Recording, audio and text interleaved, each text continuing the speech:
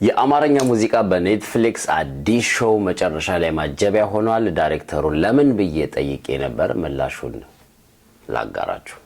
የታዋቂው የትሬቨር ኖሃ አዲስ ኢንጆይ ኢን ዘ ትሬንች ኮሜዲ ሾው ስለ ትራምፕ የጥቁሮች ታሪክ ስለ በርካታ ነገሮች የቀረበበት አምስተኛው የኔትፍሊክስ ሾው ነው ለትሬቨር። በዚህ የ68 ደቂቃ ሾው መጨረሻ ይሄን ሙዚቃ ተጠቅሟል። የዚህ ሙዚቃ ባለቤቶች 4 ኪሎ የሚባል የፐርሺያን ባንድ ነው። ከ2008 እንደ አውሮፓውያን አቆጣጠር ጀምሮ በኢትዮጵያ ስኬል ላይ ኢትዮፒክ ላይ የሚሰሩ 3 አልበሞችና 2 ኢፒ ያወጡ ባንዶች ናቸው። ከጋሽ ሙላቱም ጋር ናይት ኢን አቢሲኒያ የሚል አልበም ሰርቷል። መስማት አለባችሁ። ከሙዚቃ ውበት በተጨማሪ ትሬቨር ኖሃ ይሄን ሙዚቃ ለምን መጠቀም ፈለገ? የሾውን ዳይሬክተር ዴቪድ ማየርን ጠየቁ። ሙዚቃውን ወደድ ነው።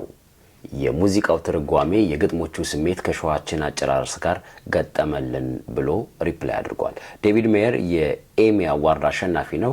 ዘ ዴይሊ ሾውን ዳይሬክት በማድረግ ከትሬቨር ኖሃ ጋር ደግሞ ከ2011 ጀምሮ ወዳጅነታቸው የሰመረ ሙያተኞች ናቸው።